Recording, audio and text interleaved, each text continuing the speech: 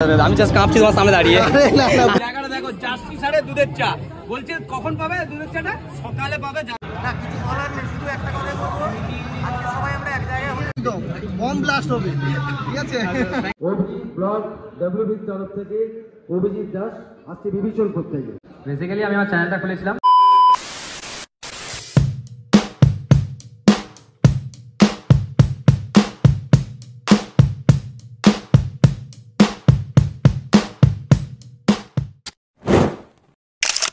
So hello বন্ধুরা, কিছুদিন আগে আমি একটা অ্যানাউন্সমেন্ট করেছিলাম যে আমি পার্টিসিপেট করেছি মেদিনীপুর বিগ ক্রিয়েটার ইভেন্টে।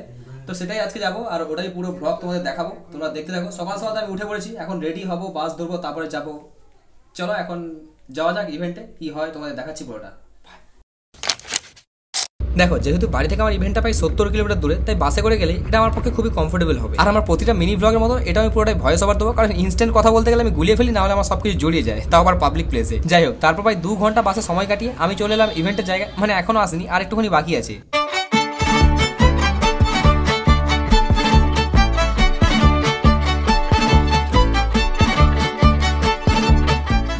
আর এই দেখো, বাস আর টোটোয় ঘুরতে ঘুরতে আমি অবশেষে পৌঁছলাম মেন ইভেন্টের সামনে, যেখানে বড় বড় করে লেখা আছে মেদিনীপুর বিগ ক্রিয়েটার ইভেন্ট। চলো এবার ভেতরে যাওয়া যাক।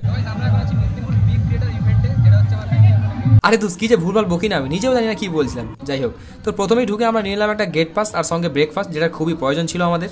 আর সত্যি কথা বলতে আমার বড় ব্লগ তো লোকে দেখতেই চায় না, সময়ের খুব দাম, তাই ভাবছি 4 থেকে 5 মিনিটে শেষ করে দেবো, যতটা কভার করতে পেরেছি আর কি।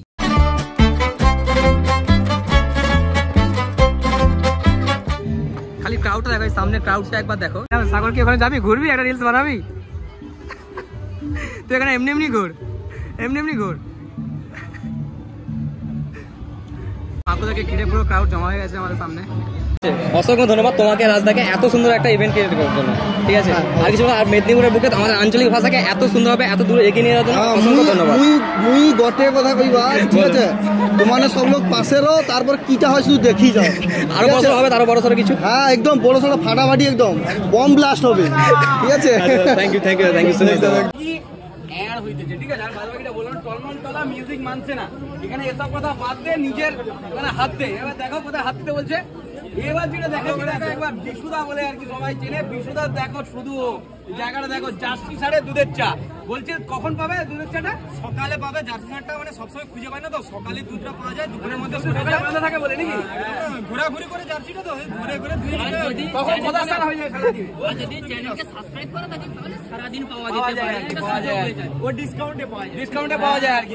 বলছে খোদা সার ঘুরে বেড়ে, শুধু সকালবেলা কিন্তু সাড়ে দুধের চাটা পাওয়া যাবে আর কি, ঠিক আছে? আর হ্যাঁ, এখানে না এলে হয়তো আমি জানতামই না যে আমাদের মেদিনীপুরের বুকে এতগুলো কন্টেন্ট ক্রিয়েটার আছে, কিন্তু এদের কন্টেন্ট কি? বেশিরভাগই রিলস, লিপসিং করা। আর এগুলো যদি কন্টেন্ট হয়, তাহলে টিকটকরা তো খুব বড় বড় কন্টেন্ট ক্রিয়েটার। যাই হোক, তাছাড়া এখানে আরো অনেক ভালো ভালো ক্রিয়েটাররা এসেছিল, যেমন অনেক এডুকেশনাল চ্যানেল এসেছিল, অনেক ফানি কমেডি চ্যানেল এসেছিল, যারা সত্যি সত্যি ক্রিয়েটারের প্রাধান্যটা পায় আর কি। দেখো, সমস্ত কিছুর একটা ভালো খারাপ দিক আছে, কিন্তু এত ভাবলে হয় না। আমাদের মেদিনীপুরের বুকে প্রথমবার এত সুন্দর একটা ইভেন্ট হয়েছে, আশা রাখছি আগামীকালেও হবে। তাই আবার অসংখ্য ধন্যবাদ জানাই রাজদা ও সুভাষ দাস ইউটিউব চ্যানেল মাকুদাকে এত সুন্দর একটা ইভেন্ট ক্রিয়েট করার জন্য।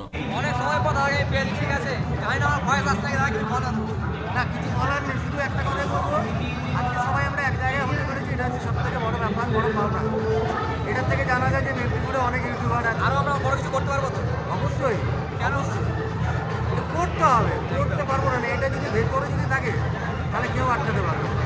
হ্যাঁ, আমাদেরকে অনেকে মেদিনীপুরিয়া বলে, বাট মেদিনীপুরে অনেক কিছু আছে ভাই, আমরা পারি। সংস্কৃতির পীঠস্থান হলো মেদিনীপুর। অনেকে বলে গেল আমরা মেদিনীপুরকে বলছি, তাই যাই করি মেদিনীপুর জিন্দাবাদ। তারপর তো শুরু হয়ে যায় আমাদের আসল ইভেন্ট, যেখানে একটা অডিটোরিয়ামের ভেতরে সমস্ত ক্রিয়েটারদের আসতে বলা হয়। অভিজিৎ ব্লগ ডব্লিউবির তরফ থেকে অভিজিৎ দাস আজকে বিবেচন করতে গিয়ে বরণ করে নেবে রাজা আর রিন্টু। কি ভিডিও বানাবো? আমার শর্টস ভিডিও। Shorts video. কতদিন থেকে? প্রায় 1 ইয়ার, আমার কলেজ লাইফ থেকে।